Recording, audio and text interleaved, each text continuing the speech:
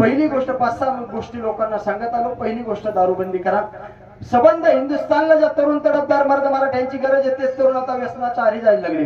अरे जाम पर जाम पीने से क्या फायदा, जाम पर जाम पीने से क्या फायदा, सुबह पियोगे शाम को उतर जाएगी, लेकिन एक बार तो हरिनाम का प्याला तो पीते देख तेरी जिंदगी सुधर जाएगी। पहिली गोष्ट दारूबंदी करा। दुसरी गोष्ट गावागावात हरिनाम सप्ते करा। हरिनाम सप्त्याने काय झालं, शास्त्रांची 9 प्रकारची भक्ती सांगितली, त्यात नंबर 1 ची भक्ती श्रवण भक्ती। नाही इथं बसू द्या, बाहेर बसल्याच्या नंतर एखाद्याच्या कानावर नाम गेलं ना त्याचा उद्धार झाल्याशिवाय राहत नाही। पण महाराष्ट्रातलं भीषण वास्तव असं आहे, ज्याच्या बापाला वाटत आहे गावात नाम येत नाही, नाम सोहळा सप्ताह झाला पाहिजे, त्याच्याच पोराला वाटत आहे गावात 1,20,000 रुपये देऊन गौतमी पाटलाचा कार्यक्रम आला पाहिजे। एक बाई जन्माला आली, पाटलाची खानदान मातीत घाला आणि 7 कोणा हिनं पच्चे, ही गोष्ट झाली समाजाची। गाद्रपारखी लोक झाली। आता तुम्ही म्हणाल महाराज मी काय माझा मोठेपण आहे, मला गायचा नाही। गरजवंत मराठ्यांचा लढा मुंबईमध्ये लढला जात होता। इमानदारीचं फळ काय असतं, गरजवंत मराठ्यांचा लढा लढण्यासाठी 18 पगड जाती 12 बलुतेदार सगळे एकत्र झाले। सगळ्यांनी ज्या मावळ्याला साथ दिली त्या मावळ्याचं नाव जरांगे पाटील। एक दिवस महाराष्ट्रातला असा गाजला महाराज, फक्त कळलं लोकाला, अरे भाकरी नाही तिथे आणि तमाम असणारा मराठा बांधव उपाशी राहतो। अरे तो मुसलमान असो, साळी माळी बंजारी पिंजारी चांभार लोहार कुंभार हाटकर धनगर सगळे एकत्र झाले आणि त्यांनी एक दाखवून दिलं महाराष्ट्रातल्या लोकांनी, अरे तुम्ही हॉटेल बंद करू शकता। लालबागच्या राजाचं जे मंडळ आहे ना, आतापर्यंत गणपती बसल्यापासून अजूनपर्यंत तिथलं अन्नदान बंद झालं नव्हतं। सगळ्यात श्रीमंत मंडळ आहे गणपतीचं, पण त्यांनी मराठा समाजाची लोक त्या ठिकाणी पागुटी बांधून गेली भगवे आणि त्यांनी त्यांना हुसकून द्यायचा प्रयत्न केला, अन्न छत्र बंद केलं। इतकी हलकट वृत्ती महाराष्ट्रातल्या राजकारणाची झाली। हिंदुत्ववादी विचारसरणीचे लोक आहे आम्ही, हिंदुत्व डोक्यावर घेऊन फिरणारे आम्ही, पण जर गरजवंत मराठ्यांना जर त्या ठिकाणी आरक्षण भेटत असेल आणि जर त्यांचा लढा जर लढला जात असेल तर प्रत्येकाचं काम होतं त्यांना साथ करण्याचं। पण ऐका ना महाराज, एकटा वाघ उठला, त्या वाघाचं वजन 38 किलो आहे, त्या वाघाचं नाव जरांगे पाटील। 38 किलो वजन आहे त्याचं, पण एकटाच माणूस उठला, जरांगे पाटील नडला, सरकारला भिडला आणि आरक्षणाचा लढा आणि काल मुंबईमध्ये इतिहास घडला। याचं कारण एक माणूस काय करू शकतो त्याला इमानदारीचं द्योतक असं म्हणतात विठ्ठल। आणि सांगून दिलं त्यांनी, अरे तुम्ही महाराष्ट्रभर हॉटेल बंद करू शकता, खाऊ गल्ल्या बंद करू शकता। नवे श्रीमंत समजत असणारं मंडळ आहे ना, त्या गणेश मंडळाला सांगितलं लालबाग राजाच्या की तुम्ही आमच्या मराठ्यांचं जेवण बंद करू शकता। पण ऐका, आजची परिस्थिती कालची परिस्थिती अशी आहे की आझाद मैदानावरती कमीत कमी 7 लाख पाण्याच्या बॉटल शिल्लक आहे। आझाद मैदानावरती लालबागच्या राजाचं मंडळ जेवण यात काय नवल आहे, अरे सबंध मुंबई जेवण इतकं जेवण 10 दिवसाचं शिल्लक आहे।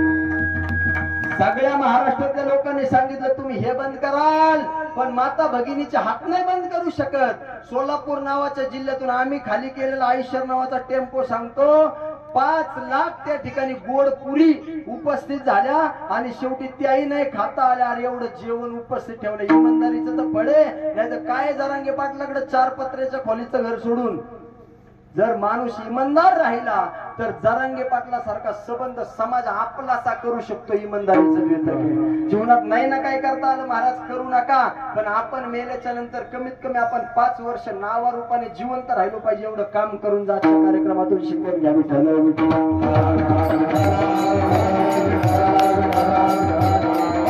दुसरी गोष्ट गावागावात हरिनाम सप्ते करा। तिसरी आणि अति महत्वाची गोष्ट आपल्या हिंदू धर्माचं रक्षण करा। हिंदू धर्म एवढा श्रेष्ठ, हिंदू धर्म एवढा बलवान आहे की परक्यांनी सुद्धा लिहून ठेवूया अशी हिंदू धर्माची आख्यायिका आहे। औरंगजेबाची बायको होती, ती औरंगजेबाला सांगत होती, आलमगीराची बेगम सांगते, आलमगीरा शिवाजी असेल सूर्य तर संभाजी चांदतारा, पण चंद्रावरती दाग आहे, संभाजी बेदाग आहे, आलमगीर जरा जपून कारण संभाजी सह्याद्रीचा वाघ आहे। हे सांगणारी औरंगजेबाची बायको होती। पण सज्जन हो, तुम्हाला एक गोष्ट सांगतो, धर्म म्हणून आपण एकत्रित राहिलो पाहिजे। या देशाला ना हिंदुओं से है ना मुसलमानों से है, ना हिंदुओं से है ना मुसलमानों से है, मेरे देश को तकलीफ तो बेईमानों से है। कला त्या ठिकाणी अब्दुल कलामांसारख्या मुसलमानांचा सुद्धा गौरव करणारा आपला महाराष्ट्र आहे, चांगल्याचा गौरव करणारा। पण कसाब सारख्याला त्या ठिकाणी फासावरतीच चढवलं पाहिजे बाहेरून जरी आल्याच्या नंतर, म्हणून हे सांगणारा सुद्धा आपला महाराष्ट्राचे महत्वाची जी काही गोष्ट असेल ना, तर आपल्या हिंदू प्रत्येकाला प्रत्येकाचा धर्म प्यारा आहे. मुसलमानांचा त्यांचा धर्म प्यारा आहे, त्यांना असलाच पाहिजे. अनेक लोकांना त्यांचा धर्म प्यारा आहे, त्यांना असलाच पाहिजे. पण हिंदूंना आपल्याला सुद्धा आपला हिंदू धर्म प्यारा. माझे गुरुजी महाराष्ट्रातले नामांकित कीर्तनकार कृष्ण कृपांकित डॉक्टर विकासानंदजी महाराज मिसाळबाबा बोलतात, बाळा लोकांचं पोरग किती शेंबड हे नको सांगू, पण आपलं किती चांगलं हे सांगितल्याशिवाय राहू नको. लोकांचा धर्म किती वाईट आहे हे नाही सांगायचं, पण आपला किती चांगला आहे सांगितल्याशिवाय राहायचं नाही. ऐका ना, मी महाराष्ट्रातल्या लोकांना एक उदाहरण दिलं गड्या. काही काही एवढे कट्टरतावादी आहे मुस्लिम समाजात सुद्धा, एवढे कट्टरतावादी आहे की त्या पहलगामला एक हल्ला झाला. पहलगामला जम्मू आणि काश्मीर मध्ये पहलगामला हल्ला झाला. माझे एक मित्र आहे महाराष्ट्रातले नामांकित गायनाचार्य, त्यांचे जावई तिथपर्यंत उपस्थित होते बरं का. त्यांना अशा वाईट पद्धतीने मारले की माईक वरती सांगता सुद्धा येत नाही. शिष्टमंडळ नाही सांगता येत माईक वरती, इतक्या वाईट पद्धतीने मारले गेले त्यांना. मग ऐका ना, ते जर त्यांचा धर्म म्हणून जर एवढे एकनिष्ठ असतील, तर आपण सुद्धा आपला धर्म म्हणून एकनिष्ठ राहणं तुमचं माझं कर्तव्य आहे की नाही. पण आपण कशात विभागलो माहिती का? तू साळी, तू माळी, तू वंजारी, तू किंजारी, तू चांभार, तू कुंभार, तू हाटकर, तू धनगर, तू मराठा, तू शूद्र. आपण या सगळ्या जातीपातीत विभागलो. धर्म म्हणून एकत्रित राहा. त्याच्यानंतर या जाती आणि या पोट जाती आहे. जर सगळ्यांनाच आरक्षण असेल तर जरांगे पाटलांनी सांगितलं माझ्या गरजवंत मराठ्यांना काय भेटू नये, आणि म्हणून तो लढा त्यांनी त्या ठिकाणी उपस्थित केला. तिसरी आणि अति महत्वाची गोष्ट, आपल्या हिंदू धर्माचं रक्षण करा. चौथी आणि अति महत्वाची गोष्ट, गोमातेची सेवा करा. गौवा से क्या नाता है, गौवा हमारी माता है. गाय जर तुमची माझी माय असेल तर याच हिंदुस्थानात 40,000 कत्तलखाने, आणि एक गाय जर कापल्या जात असेल तर किती गाय कापल्या जातात? हिंदू धर्म संस्कृतीत 3 माता. संपलं कीर्तन, आपलं 2च मिनिटं राहिले. हिंदू धर्म संस्कृतीत ओंकार महाराज 3 माता, भूमाता, गोमाता आणि जन्म देणारी आई माता. या जर 3 माता असतील तर या हिंदुस्थानात 40,000 कत्तलखाने. एक गाय जर कापली जात असेल तर दिवसभरात किती गाया कापल्या जातात? किती गाया? मग आपलं कर्तव्य महाराज गोमातेचं रक्षण करणं. ऐका, पूर्वी तुम्हाला माहिती की नाही, बऱ्याच लोकांना मला माहित नाही, पण 13-14 महिन्यापूर्वी आपल्या शिक्रापूरमध्ये एक हल्ला झाला होता. म्हणजे एक त्या ठिकाणी अत्याचार झाला होता. अत्याचार करणारा जी आधी 52 वर्षाचा होता आणि 3 वर्षाच्या हिंदू मुलीवरती अत्याचार झाला होता शिक्रापूरला. त्या ठिकाणी बरेच लोक आपले जमले, बरेच जणांनी मेणबत्त्या पेटवल्या. महाराष्ट्रातला पहिला महाराज मी होतो. मी तिथं उपस्थित राहिल्याच्या नंतर सांगितलं होतं, अरे किती दिवस मेणबत्त्या पेटवणार, किती दिवस मेणबत्त्या पेटवणार. कधीतरी अत्याचार करणारा पेटवा, परत कोणाची हिंमत होणार नाही अत्याचार करण्याची. हे कधीतरी आपण त्या ठिकाणी उपस्थित राहून याची दखल घेतली पाहिजे. आता तुम्ही म्हणाल महाराज बरेच बोलले, पण बोलता बोलता जोशही तसा राहिला नाही. सत्य परिस्थिती नारदाच्या गादीवरून सांगतो कडे, आरक्षणाचा लढा लढून आम्ही गरजवंत मराठ्यांचे शिबिर घेऊन काल मुंबईत होतो. परवा दिवशी रात्रभरचा प्रवास, काल दिवसभरचा मुंबईतला प्रवास. आज एकादशी आहे. काल ओंकार बाबा संध्याकाळपासून जेवण नाही ना, आज सकाळी फक्त चहावरती कीर्तन करतोय. पोट तिडकीने सांगायचा उद्देश फक्त एवढाच आहे, तुम्ही माळकरी नाही ना झाले गड्या ह्या कीर्तनातून तरी मला काहीच फरक नाही पडला. बरेच माळकरी आम्ही कोरोना काळात केले, त्यांनी पुढच्या वर्षी काढून टाकले, नाही ठेवले माळी. बळजबरीने माळकरी करण्यात काहीच उपयोग नाही. पण माझं जे काम आहे ना महाराष्ट्रातलं देवदेश धर्म कार्यातलं, मला आजच्या कीर्तनातून 5 गोरक्षक आणि 5 हिंदुत्ववादी कार्यकर्ते भेटले ना, जमा झाले ना, हे जे हिंदुत्ववादासाठी लढतील. आजच्या कीर्तनाचं नवनाथ महाराज गटाच्या सार झालं आजच्या कीर्तनात. तुम्ही जागृत राहिले पाहिजे, ही फक्त माझी अपेक्षा आणि ही फक्त माझी इच्छा आहे. म्हणून सांगण्याचा मुद्दा आणि सांगण्याचं तात्पर्य. मग गोरक्षण कार्यामध्ये लढा लढत असताना महाराष्ट्रातला पहिला कीर्तनकार मी, ज्याची गाडी इथे लागलेली आहे, आणि ज्या गाडीवर 16 इंचात नाव आहे कसायांचा कर्दन काळ.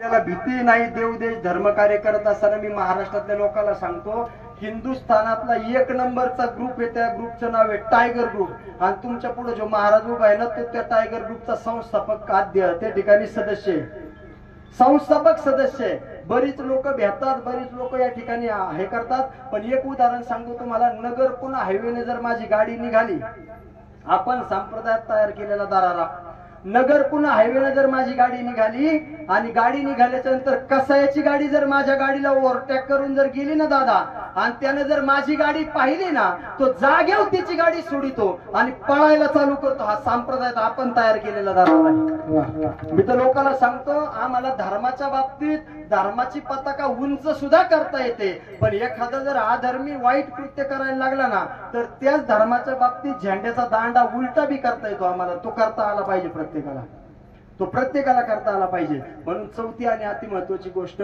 गोमातेची सेवा करा. माझे एक परम मित्र आहे तुमच्या पुणे जिल्ह्यातले, त्यांचं नाव आहे शिवशंकर स्वामी. काय नाव आहे त्यांचं? शिवशंकर स्वामी. त्या स्वामीचं वय 28 वर्ष. ओंकार महाराज आणि त्यांच्यावरती 2 कोटी रुपयाचा कसायांचा इनाम आहे. किती कोटीचा आहे? 2 कोटी. त्यांचं काप काय माहितीये का? कशामुळे इनाम आहे? तरुण मंडळीकडे ऐका बरं का बारकाईनं. हे सगळं चाललंय तुमच्या करता चाललंय. आता 2 मिनिटात थांबतोय आपण. फक्त तुमच्या करता चाललंय. 2 कोटीचा इनाम कशा करताय अनिल शेठ माहितीये का? 2 कोटीचा इनाम याच्या करतायत की पोरग कसायाच्या दावणीला जाणाऱ्या गाया अडवतं, त्या गाया गोशाळेत सोडतं आणि कसायांचे मनसुबे उधळून लावतं. म्हणून त्यांच्यावर किती कोटीचा इनाम आहे? 2 कोटीचा. आता बारकाय नाही का, माझ्या पारनेर तालुक्यातलं सत्य उदाहरण तुम्हाला सांगतो, सेवेला पूर्णविराम देतो. आपण हाती घेतलेलं काम, गेल्या दिवाळीच्या टायमाला आमच्या राळेगण थेरपाळ परिसरात नगरचा हरामखोर कुरेशी नावाचा कसाई, त्यानं 52 वासरं अशोक लेलँड नावाच्या टेम्पोत भरले. किती वासरं भरले? आणि जर तुमचे पाहुणे रावळे असले तिथे विचारून घ्या, कार्यक्रम संपल्याच्या नंतर ते सांगतील तुम्हाला. 52 वासरं त्या अशोक लेलँड नावाच्या टेम्पोत भरले. तो आता हिंदुत्ववादाचं काम करत असल्यामुळे दुपारी 2-3 वाजता मला फोन आला, महाराज 52 वासरं भरलेत, काय करता येईल का? मला त्या दिवशी नेमकं 4 ते 6 वास्तू शांतीनिमित्त पुण्यामध्ये बावधनला कीर्तन होतं संध्याकाळी, आणि त्या कार्यक्रमाकरता मी निघालो होतो. माझी गाडी शिक्रापूरच्या पुढे गेली होती. मी त्यांना सांगितलं मी तर बाहेर आलोय पण कुणाला तरी सांगतो. राळेगण स्थितीमध्ये अण्णा हजारेंबरोबर जे सर असतात ते आम्हाला शिकवायला होते. त्यांचं नाव आहे सुभाष पठारे सर. त्या पठारे सरांना मी फोन केला, म्हणलं आबा गाडी आपल्याच मार्गी येणार आहे, राळेगण सिद्धीमध्ये जर अडवायचा प्रयत्न करता आला तर कराल का? आबा म्हणले महाराज काळजी करू नका. 15 पोरं घेऊन आबा राळेगण सिद्धीच्या चौकात ती गाडी अडवण्यासाठी थांबली. गाडीमध्ये 2च कसाई, पण त्यांची हिंमत पाहना, त्यांनी गाडी अंगावर घालायचा प्रयत्न केला, गाडी नाही थांबवली. गाडी आपल्या पारनेर फाट्याच्या दिशेने निघाली. पारनेर फाट्या आपले 25-30 पोरं गाडी अंगावर घालायचा प्रयत्न केला, गाडी थांबवली नाही. वाडेगावांमधून गाडीने युटर्न केला, गाडी परत नगरच्या दिशेने निघाली. जातेगाव फाट्याचा घाट पास केला. मसने फाट्याच्या टोल नाक्याच्या अलीकडे आपल्या पोरांनी गाडी आडवी लावली. ती गाडी पुढच्या अशोक लेलँड नावाच्या टेम्पोला, मागचा अशोक लेलँड नावाचा टेम्पो धडकला. आपल्या पोरांनी 2 असणारे कसाई त्या गाडीतून खाली उतरवले आणि कुत्रीच्या ऐगत तुडवले. तुम्हाला किती तुडवले याच्यावरून कळण म्हणून हा शब्द वापरला. आपल्या पोरांनी ते 2 कसाई गाडीतून खाली उतरवले आणि कुत्रीच्या ऐगत तुडवले. इतके तुडवले की ते म्हणले आम्ही परत हा धंदा करणार. पण हिंदूंना तुमची माझी सगळ्यात वाईट सवय, बऱ्याच हिंदूंनी मोबाईल काढले आणि तो त्यांना हाणमार करतानाचा व्हिडिओ मोबाईल मध्ये चित्रीकरण करण्यात आला. तो व्हिडिओ पारनेर पोलीस स्टेशनला गेला. 2-3 दिवसांनी राळेगण सिद्धीच्या चौकात पिंपळनेर नावाच्या गावचा माझा एक सहकारी, जो या हाणामारीमध्ये सगळ्यात पुढे होता, त्याचं नाव आहे त्या ठिकाणी शैलेश गाजरे पाटील. आम्ही राळेगण सिद्धीच्या चौकात श्रीराम अमृतुल्यला चहा प्यायला उभा राहिलो. पारनेर पोलीस स्टेशनची गाडी आली. शैलेशरावला म्हणले तुम्ही गाडीत बसा. गाडीत बसवलं, त्याला पारनेरला नेलं. त्याचा जामीनच होईना. 4 महिन्यानंतर सेशन कोर्टात त्याचा जामीन झाला. आमच्या पुणेवाडीचे 4 आणि त्या ठिकाणी पिंपळनेरचा 1, असे 5 पोरं किती दिवस जेलमध्ये गेले? 4 महिने. मग मायबापांनो माझा तुम्हाला प्रश्न आहे, ते पोरं जे जेलला गेले ते स्वतःच्या कुटुंबासाठी गेले का? बोला पटकन, संपले कीर्तन. कशासाठी गेले? काय वाचली पाहिजे म्हणून गेले? गाय वाचली पाहिजे. बोला ना पटकन. आता हा मुद्दा आहे त्या ठिकाणी कार्यक्रमात करीत असतानाचा, की गाय वाचली पाहिजे म्हणून गेले ना.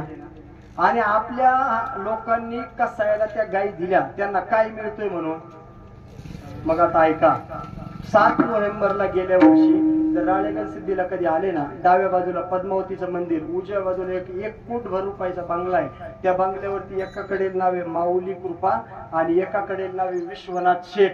त्या विश्वनाथ शेठ पठारेंच्या वर्ष श्राद्धाला माझं कीर्तन देशाचं भूषण अण्णासाहेब हजारे समोर उपस्थित, राळेगण सिद्धीचे 2-3 सरपंच, लाभेशराव औटी, जयसिंग भाऊ मापारी, सगळी मंडळी समोर उपस्थित.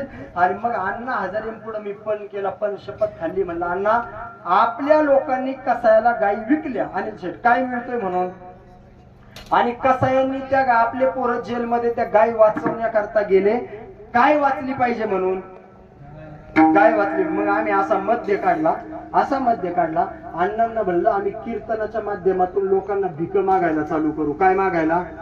भीक. मला कोणाला नाव नाही ठेवायचे, पण एक गायक गेल्या महिन्याभरापूर्वी आमच्या पारनेर तालुक्यात आलता आणि लोकांनी त्याच्यावर एवढे पैसे उधळले ना, असे लोक मोठ्या पाण्याने कॅमेरा समोर यायचे आणि त्याच्यावर बंडलच्या बंडल उधळायचे. कोणाव एखादी नर्तकी जर नाचायला आली ना, तर तिच्यावरती पैसे उधळणारे महाराष्ट्रातले लोक आहेत. कुणावरती? नर्तकीवरती, म्हणजे त्या नाचकाम करणाऱ्या बाईवरती पैसे उधळणारे महाराष्ट्रातले लोक आहेत. मी अण्णांना सांगितलं आम्ही कीर्तनाच्या माध्यमातून लोकांना निवेदन करू. काय? तुम्ही तुमच्या कुटुंबातून वाचवलेले 500 रुपये, 1000 रुपये, 2000 रुपये, ज्याची ताकद आहे त्यानं 5000 रुपये, ज्याची ताकद आहे त्यानं 10,000 रुपये आमच्याकडे जमा करून द्या. या पैशातून काय करायचं? जर बोराडे मळ्यासारख्या ठिकाणच्या मळ्यातून जर कीर्तन करून गेल्याच्या नंतर एखादा फोन आला ना, महाराज आमच्या मळ्यातून एक गाय कसायाला जाणारा सौदा झालाय आणि ती गाय 8000 रुपयाला ठरली, तर तुम्ही जमा करून दिलेल्या पैशातून आम्ही 8500 रुपये त्या शेतकऱ्याला देतो आणि त्याची गाय गोशाळेमध्ये सोडतो. काम चांगले की वाईट आहे? याच्यातून 2 गोष्टी झाल्या. पहिली गोष्ट, कसायाच्या दावणीला जाणारी आपली गाय वाचली आणि दुसरी गोष्ट, जेलला जाणारी आपली पोरं वाचली. महाराष्ट्रभर सांगायला आनंद वाटतो मायबापांनो, 7 नोव्हेंबर 2024 ते आजची तारीख 3/9/2025 पर्यंत तुम्ही जमा करून दिलेल्या पैशातून आपण महाराष्ट्रातल्या 152 गायी तुम्ही जमा करून दिलेल्या पैशातून वाचवल्या. महाराज कुणी जमा करून दिलेल्या पैशातून? तुम्ही जमा करून दिला. जर साधं शिरूर सारख्या ठिकाणी जर तुम्ही आता इंजेक्शन मारायला गेले ना, तर 500 रुपये खर्च येतो. एक इंजेक्शन आणि गोळ्या दिल्यावर किती खर्च येतो? जर 2 जण जर हॉटेलला मिसळ खायला गेले तर 500 रुपये खर्च आहे. 3 जण जर हॉटेलला जेवायला गेले तर 1000 रुपये खर्च आहे. मग आपण जमा करून दिलेल्या 1000 रुपयातून जर एक गाय वाचत असेल तर तुम्ही महाराष्ट्रभर उद्या मोठ्यापणानं सांगाल की आम्ही सुद्धा गोरक्षण कामात 1000 रुपये जमा करून दिले आणि आमच्या पैशातली एक गाय वाचली. तुका म्हणे फार थोडा तरी परोपकार या न्यायाप्रमाणे आपण आपल्या कुवतीप्रमाणे, ज्याची कुवत आहे त्याने 500 रुपये, ज्याची कुवत आहे त्यानं 1000 रुपये, ज्याची कुवत आहे त्यानं 10,000 रुपये आणि ज्याची कुवत आहे त्यानं 5000 रुपये जमा करून या ठिकाणी आमचे गोरक्षक उपस्थित आहे. अतुल महाराज चव्हाण असेल, आपण इथपर्यंत जमा करून देऊ शकता आणि आपण जमा करून दिलेल्या पैशातून जर एक गाय वाचत असेल तर महाराज हा प्रयत्न करायला काहीच हरकत नाही. हेच निवेदन आपल्या समोर मांडतो. माझं बोलणं खऱ्या वाचतं, बऱ्याच लोकांना झोमतं, पण तुका म्हणे सत्य सांगू यवत रागी येते याप्रमाणे गोरक्षण कामामध्ये सहकार्य म्हणून कोणते एकट्या माणसाचे काम नाही. नोहे एकल्याचा खेळ आणि म्हणून हा मेळ. म्हणून एकट्याचं काम नाही कोणतं काम करत असताना, म्हणून तुमच्या साथीची गरज आहे. आपण उपस्थित राहिलात आणि या गोरक्षण कामात सहकार्य करायला ही अपेक्षा करतो. शेवटची अति महत्वाची गोष्ट, मायबापाची सेवा करा. दुनियामध्ये तुम्हाला मान सगळं काही भेटेल, पण मायबाप भेटत नाही. डोंगराच्या पलीकडे गेलेला सूर्य तुम्हाला मला परत दिसू शकतो, पण मातीत गेलेली आईन मातीत गेलेला बाप परत दिसत नाही. म्हणून मायबापाची सेवा करा. झालेली सेवा तुम्हा सर्वांच्या चरणी समर्पित करतो. शिष्टमौल्या दादांनी फार सुंदर साथ केली, त्यांच्या अंतकरणापासून धन्यवाद व्यक्त करतो. एकदा त्यांच्यासाठी जोरदार टाळी वाजवा. शिष्टमौल्यांकरता टाळी वाजवून जोरदार एकदा. आपल्याला केलंय काही पैसे द्यायचे का बरं? गायनाचार्य मंडळींनी फार सुंदर साथ केली, त्यांच्या अंतकरणापासून धन्यवाद. टाळकरी मंडळींनी फार सुंदर साथ केली, त्यांच्या अंतकरणापासून धन्यवाद व्यक्त करतो. प्रधानाचार्य आमचे ओंकार बाबा यांनी फार सुंदर साथ केली, त्यांच्या अंतकरणापासून धन्यवाद व्यक्त करतो. शिष्टमौल्य या ठिकाणी उपस्थित झालेत. आपली संस्कृती आपला इतिहास हा ज्यांचा युट्यूब चॅनल आहे आणि हा कार्यक्रम तुम्हाला कार्यक्रम संपला तरी परत कधी युट्यूबला टाकल्याच्या नंतर पाहायला भेटणार आहे, असे आमचे गोरखदादा या ठिकाणी उपस्थित झाले, त्यांच्या अंतकरणापासून धन्यवाद व्यक्त करतो. महाराष्ट्रभर कुठेही कीर्तन असेल आणि शिवचरित्राचा जर इतिहास असेल, पोवाडा जर कीर्तनामध्ये घेतला तर तुम्हाला युट्यूबला माझं नाव टाकल्याच्या नंतर जे कीर्तन साथीमध्ये तुतारीची साथ करण्याकरता दिसतात ते महाराष्ट्रातले नामांकित तुतारी वादक अतुल महाराज चव्हाण त्या ठिकाणी उपस्थित आहे. त्यांच्या अंतःकरणापासून धन्यवाद व्यक्त करतो. हे जे बालगोपाल मंडळी दिसतात ना, टाळकरी, भविष्यातले कीर्तनकार, भविष्यातले प्रवचनकार, भविष्यातले प्रबोधनकार आमच्या भगिनी आणि महाराष्ट्रातील नामांकित कीर्तनकार पूजाताई महाराज शिंदे यांची संस्था आहे त्या ठिकाणी पानोली गावामध्ये. त्यांच्या संस्थेतली सगळी बाळगोपाळ मंडळी यांनी फार सुंदर साथ केली. त्यांच्या अंतःकरणापासून धन्यवाद व्यक्त करतो. ज्यांच्या माध्यमातून ही सेवा करण्याचा योग आला, माझे परम मित्र आणि पूर्व परिचित बेलोंडी फाट्यावरती ज्यांचं दुकान आहे आणि जे नावाजलेले उद्योगपती असणारे त्या ठिकाणी अनिलराव वाखारे यांच्या माध्यमातून सेवा करण्याचा योग आला, त्यांच्या अंतःकरणापासून धन्यवाद व्यक्त करतो. आमचे परम मित्र उमेश शेट्टी यांचे सासरे इथे उपस्थित आहे, त्यांच्या अंतःकरणापासून धन्यवाद. तुम्ही सगळे मंडळी आणि विशेषतः इकडे उभी राहिलेली तरुण मंडळी, आपण हे कीर्तन उभं राहून का व्हायना पण फार बारकाईने इथपर्यंत श्रवण केलं, तुमच्या अंतःकरणापासून धन्यवाद व्यक्त करतो. जाता जाता फक्त एक शेर बोलतो, जितनी मेहरबानी आपने की उतनी मेरे औकात नहीं, ये तो कृपा है मेरे ज्ञानेश्वर मौली और सभी संत जनों की मुझ पर, वरना मुझ में भी कोई बढ़िया बात नहीं. झालेली सेवा पुनश्च एकदा सर्वांच्या चरणी समर्पित. एकच वाक्य बोलतो, खरं बोलतो. आता श्रद्धांजलीला वेळ दिला जाईल. बरेच लोक उठतील, श्रद्धांजली वाहतील. सांभाळलीच पाहिजे आई आणि सांभाळलाच पाहिजे बाप असं म्हणतील, पण श्रद्धांजली सुद्धा त्यानेच व्हा जे खरंच घरी आई बापाला सांभाळते. आम्ही